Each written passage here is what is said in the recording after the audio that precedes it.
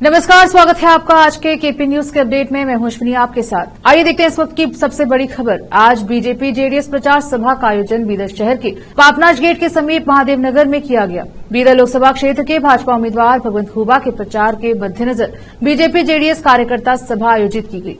इस मौके पर जेडीएस नेता पूर्व मंत्री बंडेप्पा खाशमपुर, सूर्यकांत नागमारपल्ली, नारंजा चीनी मिल के अध्यक्ष डीके सिद्धराम, शांतलिंग सावड़गी, जेडीएस के बीदर जिला अध्यक्ष Ramesh Solapur, councillor Mohammed Nawaz Khan, DCC bank के पूर्व अध्यक्ष उमाकांत नागमारपल्ली सहित अन्य भाजपा और जेडीएस नेता मंच पर उपस्थित रहे। इस मौके पर नेताओं ने बात करते हुए भाजपा उम्मीदवार भगवंत खूबा को विजय बनाने का आग्रह किया। कैमरामैन पपुराज का कवरेज। केपी न्यूज अपडेट में इस वक्त इतना ही। फिर मुलाकात होगी एक नए अपडेट के साथ। धन्यवाद। या सगळ्या गोष्टीचं आपण लक्ष ठेवून काळजी घेऊन श्रीमान भगवंत खूबांना वोट करावं, 3 लाखच्या मार्जिनने निवडून आणावं, पुन्हा त्यांना मंत्री व्हायचा अवकाश द्यावं। बीदरच्या जिल्ह्यामध्ये इतिहास झालेला आहे की बीदरचं गौरव आहे, बसवकल्याणचं बीदरचं शरणभूमीचं गौरव आहे एवढं सांगून सगळ्यांना धन्यवाद, नमस्कार। ರೋಗಗಳು ಆ 5 ಲಕ್ಷ ಈ ವರ್ಷ ಉಪಯೋಗ ಮಾಡಿದ್ರು ಮುಂದಿನ ಸರಿ ಆ ಯೋಜನೆ ಕೂಡ 1 ಲಕ್ಷ ಜನಕ್ಕೆ ಈ ಕ್ಷೇತ್ರದಾಗ ಮನಿಗೆ ರೊಕ್ಕ ನಾಗಮಾರಪಳ್ಳಿ ಫೌಂಡೇಶನ್ ನಿಂದ ರೊಕ್ಕ ಕಾರ್ಡ್ ಹೊಡಿಸಿ ಊರೂರು ಮುಡಿಸ್ತಕ್ಕಂಥ ಕೆಲಸನೂ ನಾನು ಮಾಡಿದ್ದೀನಿ। ಅದು ಹೇಳಕ್ಕೆ ಇಚ್ಛೆ ಬಿಡ್ತೀನಿ ಇಲ್ಲಿ। ಹಾಗೆ ಇಲ್ಲಿ ನಾವು ಮುಂದೆ ಈ ತರ ಹೊಸ ಯೋಜನೆಗಳು ಹೊಸ ರೀತಿಯಲ್ಲಿ ಘರ್ ಪಾನಿ ಹರ್ ಪಾನಿ ಇಲ್ಲಿ ಸರ್ಕಾರದ ಹಲವಾರು ಯೋಜನೆಗಳಿದ್ದಾವೆ। ಈ ಯೋಜನೆಗಳು ಭಗವಂತ ಖೂಬಾಜಿಯವರ ಮೂಲಕ ಕೇಂದ್ರದಿಂದ ನಾವು ಇಲ್ಲಿ ತಂದು ಇವತ್ತು ಕೆಲಸ ಮಾಡ್ತಕ್ಕಂಥ ಕೆಲಸ ನಾವು ಮಾಡೋಣ, ಅವ್ರ ಜೊತೆಗೆ ಸಹಕಾರ ಮಾಡೋಣ, ಅವ್ರ ಸಹಯೋಗ ನೀಡ್ತೀರ ತಾವೆಲ್ಲ? ತಮ್ ಕೇಳ್ತಾ ಇದೀನಿ, 2 ಕೈ ಎತ್ತಿದಾರ ಎಲ್ಲರೂ ಊರಿಗೆಲ್ಲ ಹೋಗಿ ಊರ್ದವ್ರು ಎಲ್ಲರ ಕೈಲಿ ಓಟ್ ಹಾಕ್ಸ್ತೀರ ಅಂತ ಅರ್ಥ ಆಗತ್ತೆ।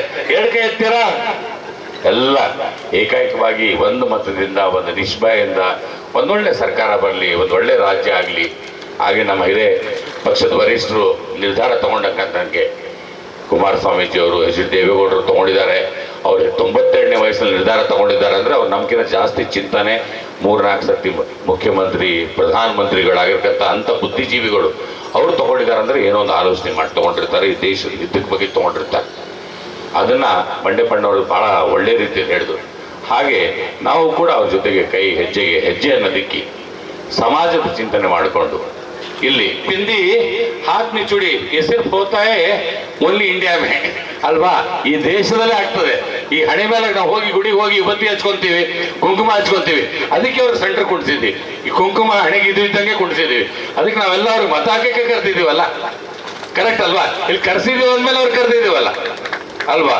ಹಾಕ್ಬೇಕು, ತಾವೆಲ್ಲ ಮತ ಹಾಕಿ ಅವ್ರಿಗೆ ಜಯಭಾರಿ ಮಾಡಿಸ್ಬೇಕು, ಗೆಲ್ಲಿಸ್ಬೇಕು।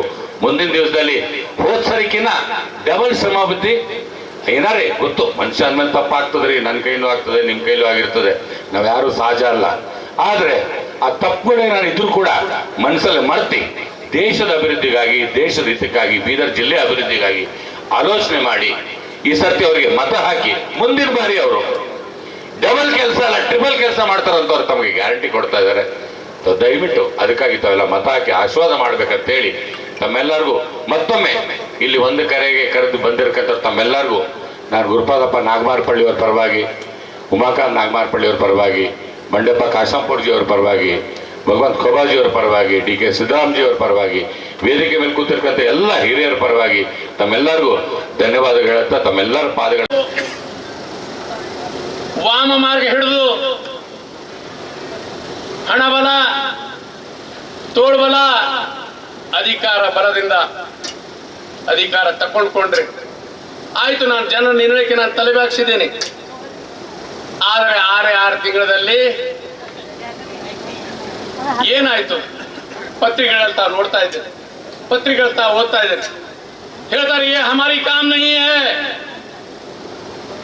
ये बीजेपी वालों का काम है और जो गिरे हैं उनका काम है ಅಂತ ಹೇಳ್ತಾರೆ।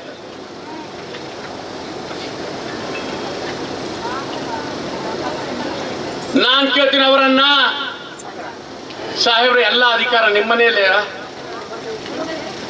ಏನ್ ಮಾಡಿದೆ ನಾಗರಪಳ್ಳಿ ಪರಿವಾರ ಇವತ್ತು? ನಿಮ್ಗೆ ಏನ್ ತೊಂದರೆ ಕೊಟ್ಟಿದೆ? ಸಾಕಷ್ಟು ಜನ ಇವತ್ತು ನಾಗರಪಳ್ಳಿ ಪರಿವಾರದ ಹಿತೈಷಿಗಳು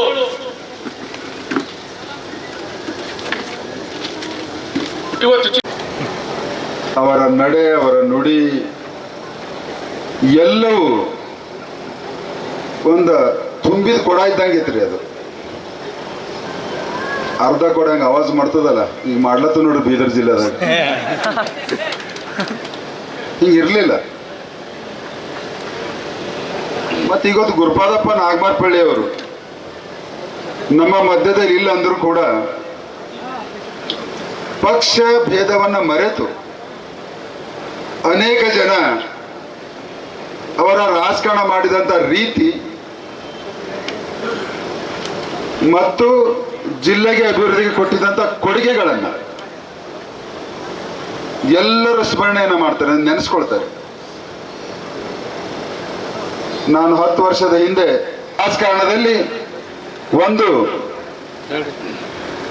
ವಿಷಮ ರೀತಿಯಲ್ಲಿ ದ್ವೇಷದ ರಾಜಕಾರಣ, ಅಸೂಹೆ ರಾಜಕಾರಣ ನಡೀತಾ ಇದೆ. ಇದು